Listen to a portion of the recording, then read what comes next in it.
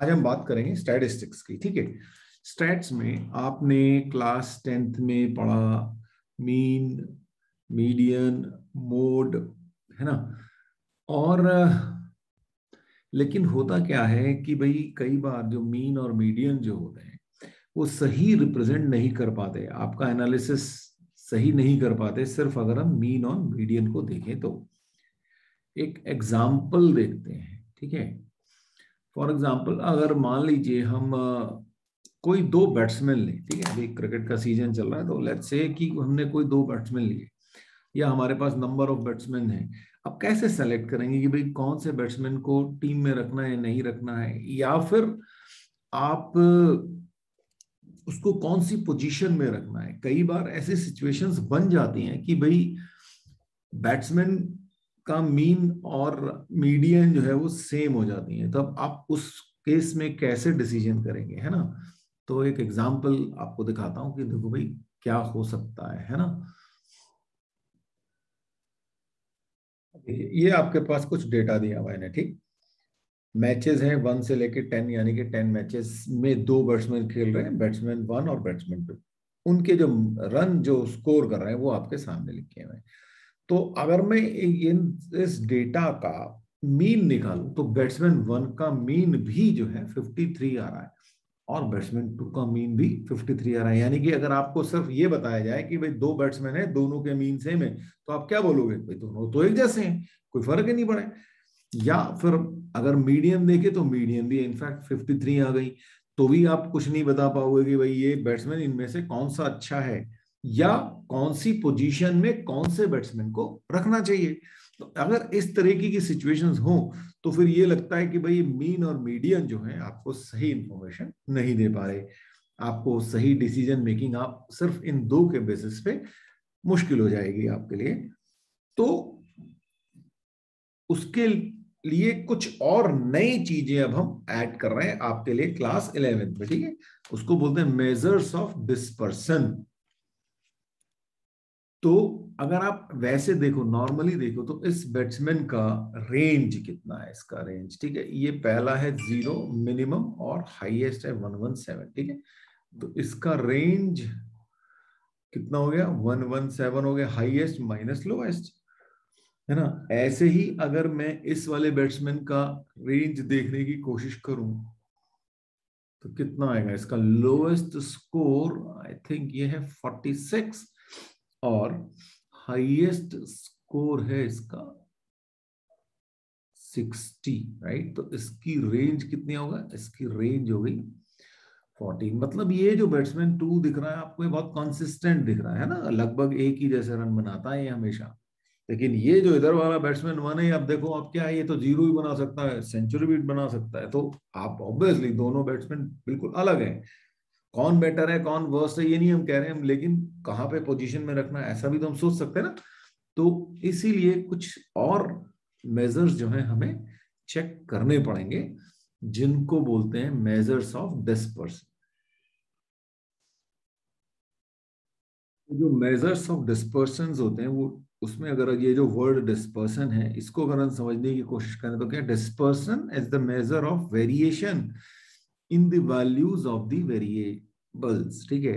तो जो आप वेरिएबल चेक कर रहे हो उनमें कितना वेरिएशन आ रहा है वो हम मेजर्स ऑफ डिस्पर्सन के थ्रू चेक करते हैं। क्या क्या होता है ये देखते हैं। तो हमारे पास डिस्पर्सन को मेजर करने के लिए बेसिकली चार चीजें हैं।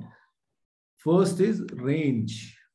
रेंज क्या है ना, हाईएस्ट और लोएस्ट के बीच का डिफरेंस क्या है, क्वार्टाइल डेविएशन और मीन डेविएशन और स्टैंडर्ड डेविएशन, ठीक है। अभी हम जो हमारा जो मेन इंटरेस्ट रहेगा वो रहेगा इन दोनों में, ठीक है, मीन डेविएशन और स्टैंडर्ड डेविएशन। अब इनको देखते हैं कि भाई ये दोनों क्या चीजें हैं और इनको कैसे कैलकुलेट करते हैं, क्योंकि आपके एग्जाम में यही चीज पूछी जाने वाली है। मान लीजिए आपके पास ये डेटा दिया, बहुत सिंपल सा डेटा दे दिया आपको, ठीक है। तो अब इस डेटा के बेसिस पे हमें mean deviation about mean and median ये निकालना है। तो मीन डेविएशन अबाउट मीन होगा क्या? तो इसका मतलब क्या हुआ कि जो आप एक्चुअली जो मीन है उससे ये जो डेटा है आपके पास वो कितना डेविएट करता है, ये हमको कैलकुलेट करना होता है। ठीक है, सिंपली अगर मैं इसके फॉर्मूले की बात करूं तो होता है मीन डेविएशन, राइट? तो वो होता क्या है, आप उसको नोट कर लें। देखो,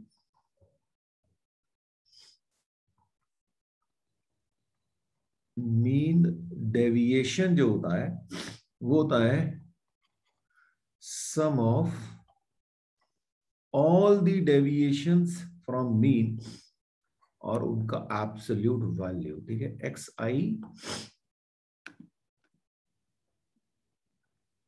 माइनस ए और divided by total number of observations. ठीक, ये हो गया आपके पास।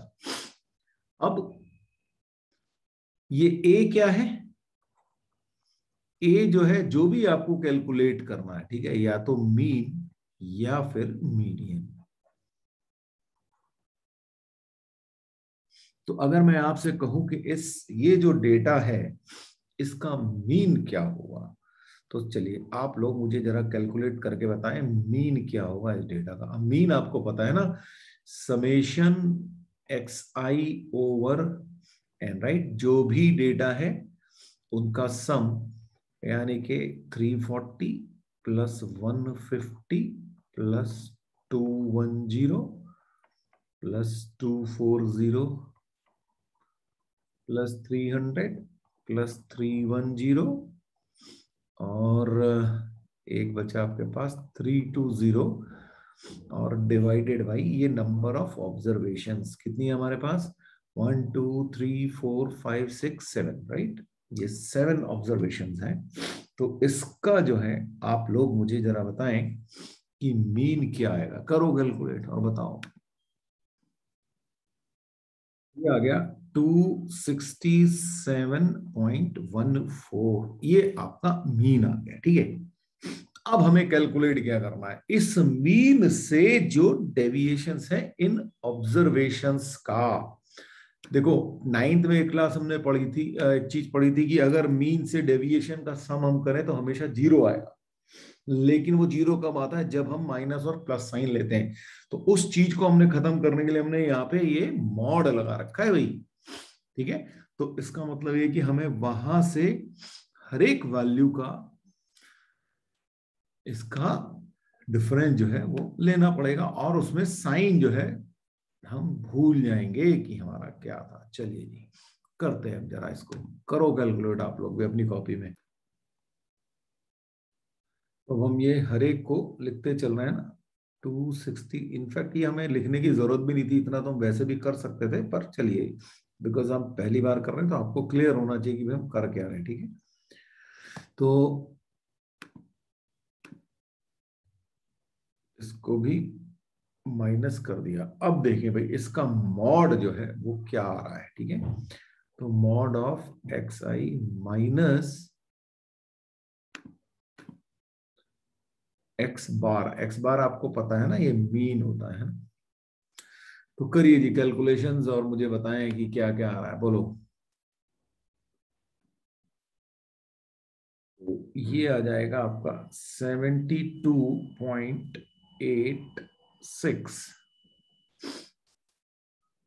यहाँ पे क्या होगा? 267.14 से अगर हम 150 माइनस कर देंगे तो कितना हो जाएगा? 117.14। करते चलो कैलकुलेट और मुझे बताओ क्या। तो ये हमारे पास mod of x i minus x bar आ गया, यानी कि आपका नेगेटिव साइन आया था तो भी आपने उसको पॉजिटिव लिया। देखो, मॉड का ये काम है। तो अब इन सब का सम जो है मुझे चाहिए, क्योंकि मुझे इस फॉर्मूले में रखना है ये चीज। इस सब का सम आएगा। तो बताइए जी भाई वो क्या। और नीचे तो मुझे पता ही है ये डिवाइडेड बाई 7 होने वाला है, क्योंकि नंबर ऑफ ऑब्जर्वेशन जो है वो हमारे पास 7 है। बताइए जी कितना सम। तो का सम आ गया सबका आपके पास 402.86। यही लिख देते हैं एक बार और।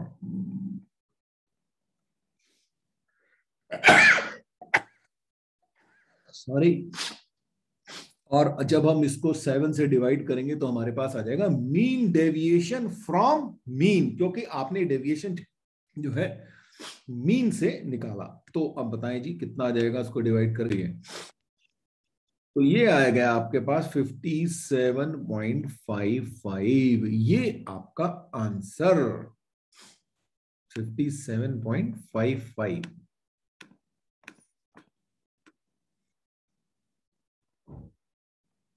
ठीक है, तो इस तरीके से आप जो है अपने आंसर जो है निकालेंगे, बिल्कुल सिंपल है।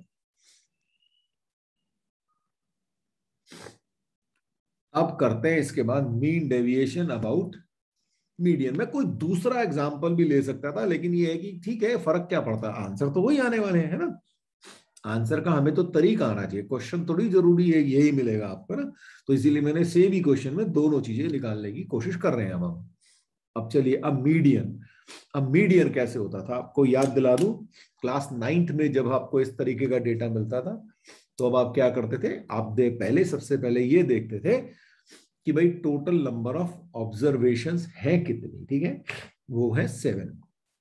फिर ये है odd number, 7 is a odd number. फिर उसके बाद हम सारी ऑब्जर्वेशंस को असेंडिंग या डिसेंडिंग ऑर्डर में लगा लिया करते थे। तो हम इसको जब असेंडिंग या डिसेंडिंग ऑर्डर में लगाएंगे, और उसके बाद क्योंकि 7 है तो n+1/2 ऑड के केस में ऐसा होता था, है ना। तो मीडियन आपकी अब कैसे निकलती है वो देख लेते हैं, दोबारा से याद दिलाने की कोशिश कर रहा हूं मैं आप लोगों को। वैसे तो याद ही होगा, आई एम श्योर, ये तो बहुत आसान सी चीज थी, है ना। तो टोटल है ऑब्जर्वेशन जो है आपके पास वो है 7, वो है 7। अब आप अपना डेटा को असेंडिंग ऑर्डर में लगा लेते हैं। तो हमारा जो असेंडिंग ऑर्डर हो जाएगा वो क्या हो जाएगा, 150,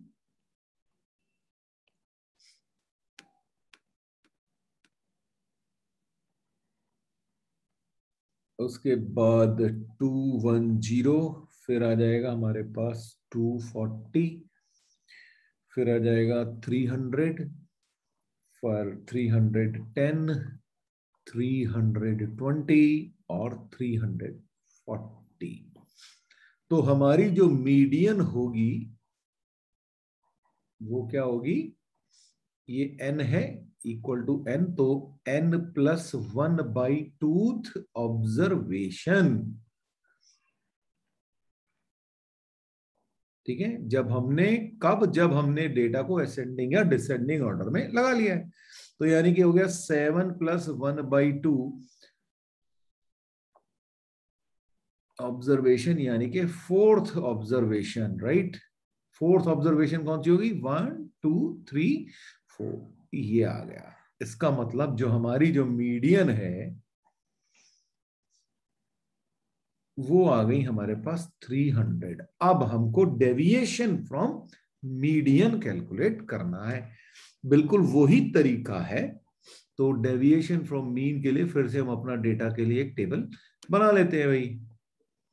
चलिए, आप लोग भी बनाइए एक टेबल, और मैं भी आप लोगों के लिए एक साथ साथ में एक टेबल बना देता हूं।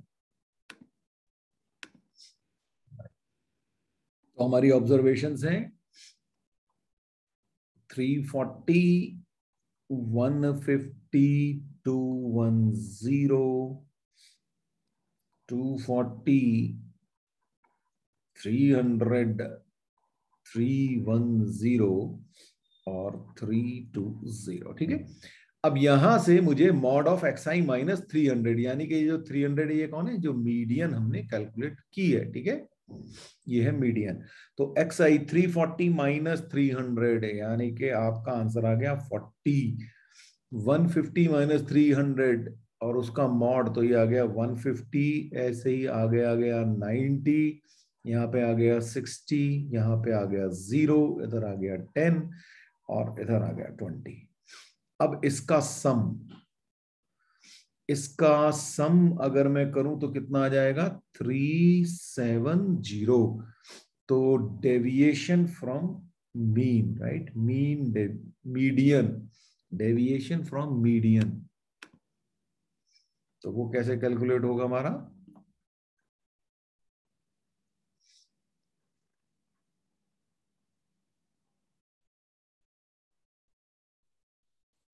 ये जो समेशन निकाला आपने 370 divided by number of observations, और उसका आंसर आ जाएगा आपके पास 52.8। इस तरीके से आपको deviation long mean and median calculate करना है, जहां पे आपको सिर्फ डेटा दिया हुआ है, ठीक है। लेकिन अभी यही डेटा अगर मैं विद अलोंग विद फ्रीक्वेंसीज दे दूं, तो मेथड तो वही रहेगा भाई। आपको 10th क्लास में आपने मीन निकालना सीखा था, मीडियन निकालनी सीखी थी, वही तरीका जो है हम यहाँ पे भी अप्लाई करेंगे, ठीक है। उससे पहले आपको कुछ होमवर्क दे दिया जाए, ताकि बिल्कुल आप यही तरीका लगा के आप क्वेश्चंस जो है कैलकुलेट करें। तो ये आपके पास क्वेश्चन है, mean deviation about the mean calculate करने के लिए दो डेटा दे रखे हैं आपको। आंसर भी मैंने आपकी कन्वीनियंस के लिए लिख दिए, ताकि जब आप कैलकुलेट करें तो आपको पता हो। तो ये एक डेटा है जिसपे मीन मीडियन के अबाउट आपका जो है मीन डेविएशन आपको बताना है। तो मैं इसका आंसर भी आपको बता देता हूं, ये आएगा 8.6। तो एक काम और करते हैं, एक और देते हैं ना, प्रैक्टिस करने के लिए आपको एक क्वेश्चन और दे देता हूं सीधे ही।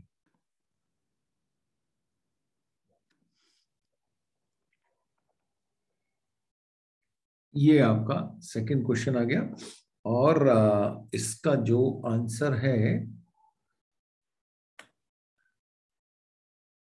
वो है 4.7। अच्छा देखो, जहां पे जो हमने क्वेश्चन किया वहां पे जो था वो ऑड ऑब्जर्वेशंस थे, ठीक है। अब अगर इवन ऑब्जर्वेशंस होते हैं तो वहां के लिए मीडियन कैसे निकालते हैं, ये आपको याद होना चाहिए, नहीं हो तो मैं बता देता हूं, है ना। तो इवन अगर ऑब्जर्वेशंस हो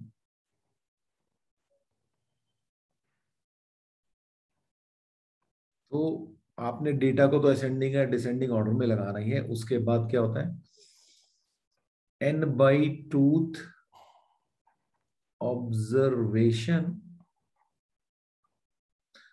तो मीडियन कैसे निकलती है ना, मीडियन है n by twoth observation plus n by two plus oneth observation और डिवाइडेड बाई 2।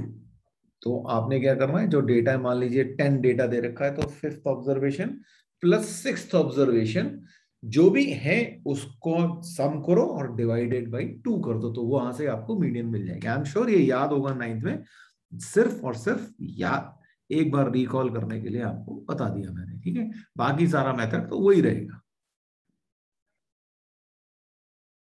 तो मान लीजिए, ठीक है, डिस्क्रीट फ्रीक्वेंसी डिस्ट्रीब्यूशन, यानी कि अब आपके पास फ्रीक्वेंसी भी आ गई, ठीक है, डिफरेंट वेरिएबल्स की जो है फ्रीक्वेंसी आ गई।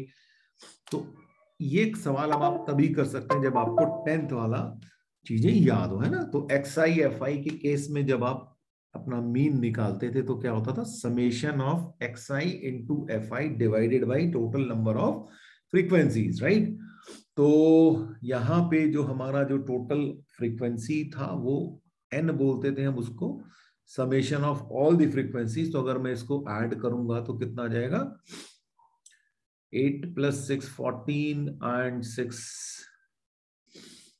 20 एंड 26, ठीक है, ये हमारे पास आ गया। और उसके बाद हम निकालते थे एक्स आई एफ आई, यानी कि ये फ्रीक्वेंसीज के साथ इनका मल्टीप्लिकेशन, तो वो भी कर दिया जाए अब यहाँ पे। तो ये तो बात बहुत आसानी से कर सकते हैं। मैं बहुत सिंपल डेटा इसलिए ले रहा हूँ कि भाई अल्टीमेटली तो हमें प्रोसेस समझ में आना चाहिए ना। डेटा कॉम्प्लिकेट लेने से कोई बहुत ज्यादा तो फर्क पड़ेगा नहीं, कि बहुत बड़े बड़े कैलकुलेशन करा लूं मैं ऐसे, ठीक है करा सकता हूँ, पर आई प्रेफर कि भाई हम जो है सिंपल वाले कैलकुलेशन समझ लें बस। तो ये हो जाएगा 40, 42, ये हो गया 18, 20 और ये हो गया हमारे पास, ठीक। और अब इन सब का सम क्या आ जाएगा इनका, इसको मैं ऐड करूंगा तो ये दे देगा 2, 3, 4। अब सबसे पहले तो हमें हमारा फिर से x बार निकालना पड़ेगा, यानी कि मीन।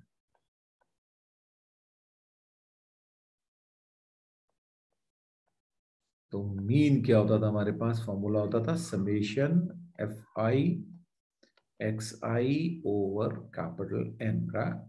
कैपिटल N या summation of fi's, right.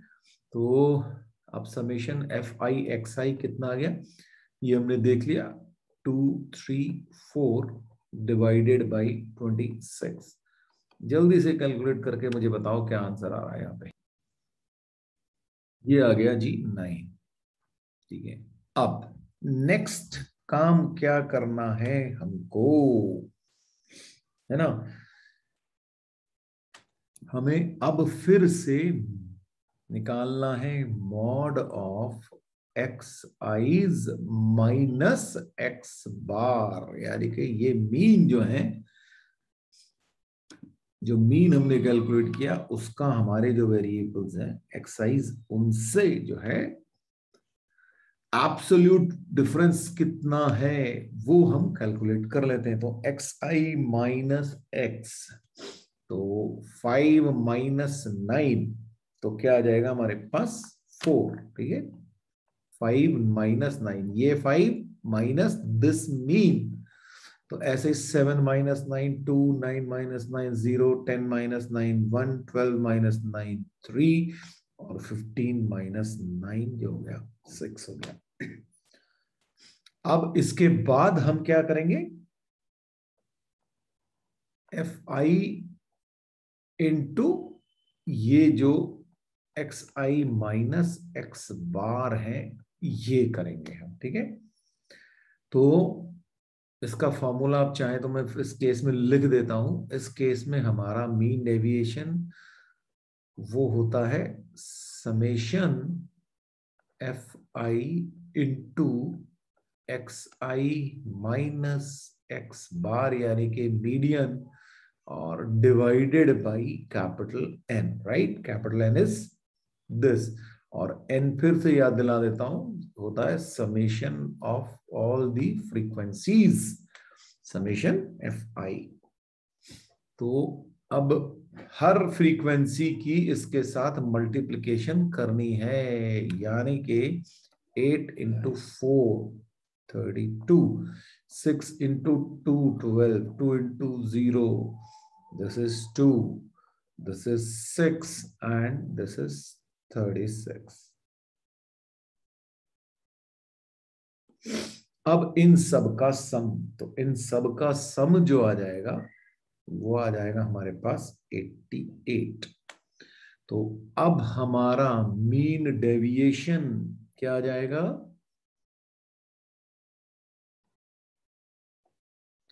Mean deviation, तो हम कौन सा फॉर्मूला लगाएंगे, ये वाला जो हमने लिखा, यानी कि ये जो सम हमने निकाला डिवाइडेड बाय दिस 26, तो वो हो जाएगा 88 डिवाइडेड बाय 26 विच इज 3.38। ये आपका आंसर। अब अगर आपको कोई दिक्कत है इस प्रोसेस में तो आप मुझसे पूछ सकते हैं। देखिए, depending on the data you have, आपके पास मीन कैलकुलेट करने के और भी मेथड्स थे, है ना, शॉर्टकट मेथड्स थे हमारे पास, है ना। तो या इंटर क्लास इंटरवल्स दिए होते थे आपके पास, तब आप अलग अलग मेथड्स लगाते थे। तो वो आपको एज्यूम्ड मीन मेथड और शॉर्टकट मेथड जो हैं ये आपको याद होने चाहिए। तो क्लास 10th का एक बार स्टैटिस्टिक्स का आप देख लेना, क्योंकि बेसिकली सबसे पहले जो हमें मीन कैलकुलेट करना पड़ता है ये वाला, ये आप वही 10th वाले मेथड से कैलकुलेट करेंगे। बिल्कुल ऐसे ही आप मीडियन भी वो 10th वाले मेथड से कैलकुलेट करेंगे। तो अगर आपको मीडियन निकालनी नहीं आ रही तो फिर दिक्कत होने वाली है आपको, या मीन निकालना नहीं आ रहा तो आप दिक्कत हो जाएगी, क्योंकि उसके बाद बहुत आसान है, एक बार तो आपको वो कैलकुलेट करना ही पड़ेगा। तो अब देखो ना, आप 11th में आ गए हो तो भाई 10th की चीजें याद होनी चाहिए, तो उसी का यूज पहले करा रहा है और फिर उसके बाद कह रहा है कि अच्छा भाऊ अब सीख लिया, अब जो है 11th की चीजें भी ऐड कर लो साथ में।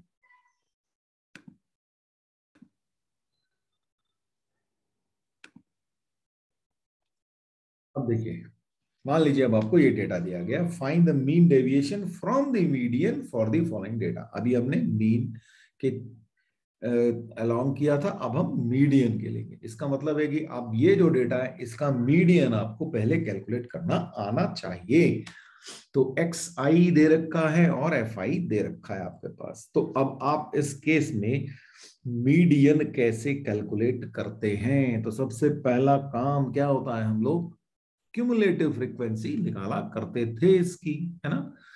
तो क्यूमुलेटिव फ्रीक्वेंसी लिख डालते हैं। चलिए जी, बनाते हैं क्यूमुलेटिव फ्रीक्वेंसी। क्यूमुलेटिव फ्रीक्वेंसी का मतलब एक्यूमुलेशन, राइट। क्यूमुलेटिव मतलब एक्यूमुलेशन। तो लिखते हैं जी सी एफ, क्यूमुलेटिव फ्रीक्वेंसीज। तो 3 और सबको ऐड करते चले जाएंगे हम। 3 + 5 8, 8 + 6 14, 14 + 7 21, और 21 + 8 29। हर एक फ्रीक्वेंसी को, हर अगले वाली फ्रीक्वेंसी को ऐड करते चले गए, ठीक है। तो इसका मतलब हमारे पास जो n आएगा वो इन सब का सम आएगा, इन सब का सम वो आपके पास ये 29 ही आएगा, जो हमने ऑलरेडी कैलकुलेट कर लिया है। जो हमारा लास्ट आया ये ही चीज यहां पे हम सम करेंगे तो ये 29 ही आएगा, ठीक है। तो ये आ गया। इसके बाद हम जो कैलकुलेट करते थे वो n/2 निकालते थे, ठीक है। अभी यहां पे क्या है आपके पास, डेटा का रेंज नहीं है ना, इन क्लास इंटरवल नहीं है बेसिकली। तो अब लेकिन वहां पे भी करते तो तरीका सेम ही था। तो n/2 कितना आ गया आपके पास, 29/2, यानी कि 14.5 आ गया आपके पास, ठीक है। अब cumulative frequency just greater than this n/2, है ना। इस n/2 से जस्ट ग्रेटर देन कौन सी होगी, ये 29, सॉरी 21, ठीक। और ये 21 है, तो इसके साथ करस्पॉन्डिंग वैल्यू जो एक्स आई की है वो हो गई आपकी 1030। इसका मतलब आपकी जो मीडियन कैलकुलेट करनी थी वो ये आ गई, ठीक है जी। तो ये मीडियन आ गई आपके पास। और अब काम हमारा चालू। तो मीडियन अगर हमें मिल गई तो x i minus median, x i minus median यानी कि एक्स आई -30, ये हमें अब फिर से कैलकुलेट करने हैं। तो चलिए जी, करिए जरा मेरे साथ साथ। कैलकुलेट कैसे करेंगे आप लोग? तो 15 - 30 आ गया आपके पास। 15, 21 - 30 इज 9, क्योंकि मॉड है तो हमें टेंशन नहीं है। यहाँ पे 3 आ गया, यहाँ पे 0 आ गया, यहाँ पे 5 आ गया। अब इसके बाद नेक्स्ट हमारे पास क्या होगा, एफ आई इंटू 10 एक्स आई -30, इसकी कैलकुलेशन करेंगे। तो यानी कि हर इस ऑब्जर्वेशन को एफ आई से मल्टीप्लाई, यानी कि उसकी करस्पॉन्डिंग फ्रीक्वेंसी से आप इसको मल्टीप्लाई कर देंगे। तो 3 × 15 45, 5 × 9 फिर से 45, 6 × 3 18, 7 × 0 7, और ये हो गया 40। फिर से इसका सम आ जाएगा 148, ये बन गया आपके पास। और अगर आपके पास ये आ गया तो आपका मीन डेविएशन क्या होगा? फॉर्मूला वही रहने वाला है ना? Summation f i into x i minus a. अब यहां पे हो जाएगा ए क्या होता है? मीन या मीडियन, जो भी आपको कैलकुलेट करना था वो ए है, डिवाइडेड बाई 10 या समेशन एफ आई।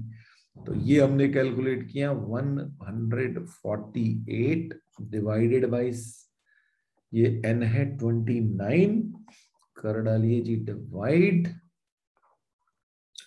तो हमारा आंसर आ जाएगा 5.10। ये आपका क्वेश्चन है और इसका आंसर मैं बीन के लिए निकालना है, तो इसका आंसर क्या आएगा वो भी मैं आपको बता देता हूं। ये आएगा 6.32। करिएगा कैलकुलेट।